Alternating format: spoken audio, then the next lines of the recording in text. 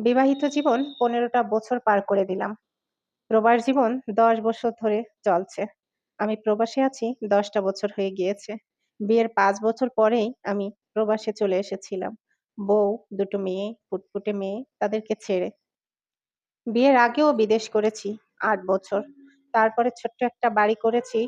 কোনোভাবে বাড়ির কাজটা সম্পন্ন করতে পেরেছি। কিন্তু কিছুটা জায়গা অসম্পূর্ণ রয়ে গিয়েছে। আর কিছুই করতে পারিনি। তারপরে আবার বিয়ে করেছি। ভেবেছিলাম দেশে টুকটাক কিছু একটা করে সংসার জীবনটা শুরু করব। কিন্তু বিয়ের পরে শুধু খরচ আর খরচ। বিবাহিত জীবনের খরচ সামলাতে না পেরে আর বিধবা মা সাথে সবার চাহিদা মেটাতে না পেরে বিবাহিত জীবনে ৫ বছর পার করার পর সিদ্ধান্ত নিলাম আমাকে আবার বিদেশ যেতে হবে। যখন বিদেশে আসি তখন বউ আমার অনেক কষ্ট পাচ্ছিল। আমার ফুটফুটে ৪ বছরের একটা মেয়ে ছিল। আমার বউ আবার গর্ভবতী ছিল। জীবনটা অনেক কষ্টের মনে হচ্ছিল। মনে হচ্ছিল ছেড়ে আসবো না। কিন্তু সংসারের চাহিদা মেটাতে হিমশিম খাচ্ছিলাম বিধায় চলে আসতে হলো বিদেশে। বিদেশে এসেও ভালো-মন্দ সবসময় কাজ পায় না। সংসারে যা টাকা পাঠায় সেটা দিয়ে স্বচ্ছন্দে বউ ছেলেমেয়ে চলাফেরা করে আর সামান্য বাড়ির টুকিটাকি কাজ করে। এভাবেই চলতে, চলতে কেটে গেল ১০ টা বছর। বুঝতেই পারলাম না কখন ১০ টা বছর পার হয়ে গিয়েছে। ৪ বছরের যে মেয়েটাকে রেখে এসেছিলাম তার বয়স এখন ১৪ বছর। শুনেছি তার নাকি ছেলে পছন্দ হয়েছে, মা তাকে বিয়েও দিয়ে দিয়েছে। আমার কাছে অনুমতি নিয়েই বিয়ে দিয়েছে। মেয়ে আমার সুখেই আছে। মেয়েকে বিবাহিত জীবনে যা কিছু লাগে সবকিছু গুছিয়ে দেওয়ার চেষ্টা করেছি। কিন্তু গুছিয়ে উঠতে পারিনি আমার জীবনটা। ছোট্ট মেয়েটাও বড় হয়ে গিয়েছে। তার বয়স এখন ৮ বছর। মাঝখানে ২-১ বার বাড়িতে এসেছিলাম। ২-১ মাসের জন্য বেড়ায়ে তারপরে আবার চলে এসেছি। এভাবেই জীবন চলছে। ১০ টা বছর পার হয়ে গেল বুঝতেই পারলাম না। আগামী মাসে বাসায় যাব। ভাবছি এবার একেবারেই চলে যাব। কিন্তু বাসায় যখনই বলি একেবারে চলে যাব, তখনই বাসার লোক রাজি হয় না। বলে, "এখনো টাকা পরিশোধ করতে পারোনি, এখনো অনেক টাকা দেনা আছো, এখনো কাজ শেষ হয়নি, এটা শেষ হয়নি, ওটা শেষ হয়নি।" আমি যদি সারাটা বছরও, সারাটা জীবনই বিদেশ কাটিয়ে দিই, তারপরেও বোধহয় তাদের চাহিদার শেষ হবে না। ভাবলাম বাকি জীবনটা দেশেই কাটাবো। যতটুকু পেরেছি ততটুকুই ধন্যবাদ।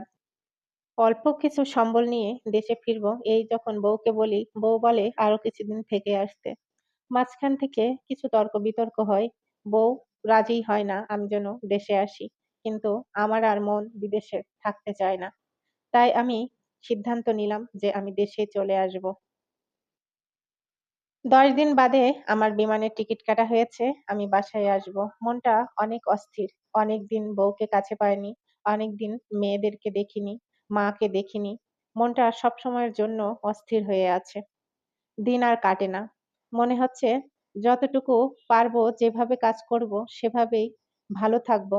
পরিবারকে নিয়ে কাছে থাকবো, সুখে থাকবো। একটু সুখে থাকার আশায় তো এতকাল প্রবাস কেটেছে। এখন একটু শান্তিতে নিঃশ্বাস নিবো। মেয়েকে তো বিয়ে দেওয়া হয়ে গিয়েছে।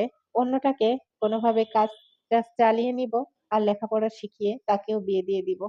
শান্তিতে দিন কাটাবো। যতটা দিন আছি ততটা দিন ভালোভাবেই কাটাবো। চেষ্টা করব কাছের মানুষদেরকে পাশে নিয়ে বাকিটা জীবন কাটাতে। আগামীকালকে আমি বাসায় যাব। আমার প্লেনের টিকিটও কাটা। সব ঠিকঠাকই রয়েছে। হঠাৎ আমার বাসা থেকে ফোন আসলো। আমার মা ফোন করে। ফোনটা রিসিভ করলাম। আমার মা কান্না করছে আর বলছে, "তোর বউটা আর নেই।" আমি ভাবছি বউয়ের কি হলো? মায়ের কথা শুনে বেশ কিছু সময় পরে বুঝতে পারলাম যে মা বলতে চাইছে তার বউ আর নাই বলতে পৃথিবীতে নাই এ কথা নয়। তার বউ আর তার সংসারে নাই।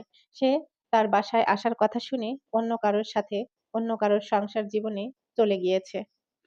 কথাটা বুঝতে পারার পর অনেক কষ্ট পেলাম। বুকের পাঁজরে অনেক ব্যথা করছিল। মনে করছিল সারাটা জীবন ধরে কষ্ট করে কাদের সুখের জন্য আমি প্রবাসে পড়েছিলাম। আমার অনেক কষ্ট হলো।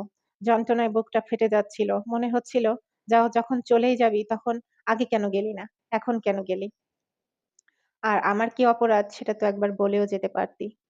কিন্তু কিছু না বলেই বউটা চলে গেল। হয়তোবা নিয়তি ছিল এমনটাই। ১০ বছর পরে পরিবারের সঙ্গে একটু সময় কাটাবো বলে যখন সিদ্ধান্ত নিলাম, তখন পরিবারটাই ভেঙে গেল। হয়তোবা এটাই নিয়তি ছিল। তারপরেও বাসায় আসছি। পরের দিন ঠিক বাসায় আসছি। বাসায় এসে মেয়ে এবং বিধবা মা তাদেরকে সময় দিচ্ছি। এখন আর আমার পরিবার সম্পূর্ণ নাই। এখন আমার পরিবারটা ভাঙা। আমার কপালটা অনেক খারাপ। কপালটা ভালো থাকলে হয়তোবা এমনটা হতো না। যাদের সুখের জন্য আমি জীবনে দীর্ঘ ১০ টা বছর পার করে দিলাম, তারাই আমার কষ্ট বুঝল না। আমার জীবনটা অনেক কষ্টের। ভাবছি বাকি জীবনটা আর কাউকে বিশ্বাস করব না। প্রবাস জীবনে আবার ফিরে যাব এবং বাকি জীবনটা একা একাই সারাটা জীবন কাটিয়ে দিব। রাত্রে ঘুম আসে না, শুধু দীর্ঘশ্বাস হয়। আর ভাবি মানুষকে বিশ্বাস করা যাবে না। মানুষকে বিশ্বাস করা অনেক কঠিন। যেকোনো মানুষ যেকোনো মানুষকে যেকোনো সময় ধোঁকা দিয়ে দিতে পারে। যেকোনো সময় মানুষের মন পরিবর্তন হতে পারে। তাই সবসময়ের জন্য সবারই সতর্ক থাকা উচিত। গল্পটা অনেক কষ্টের বন্ধুরা। তো গল্পটা কিন্তু আমার জীবনের না।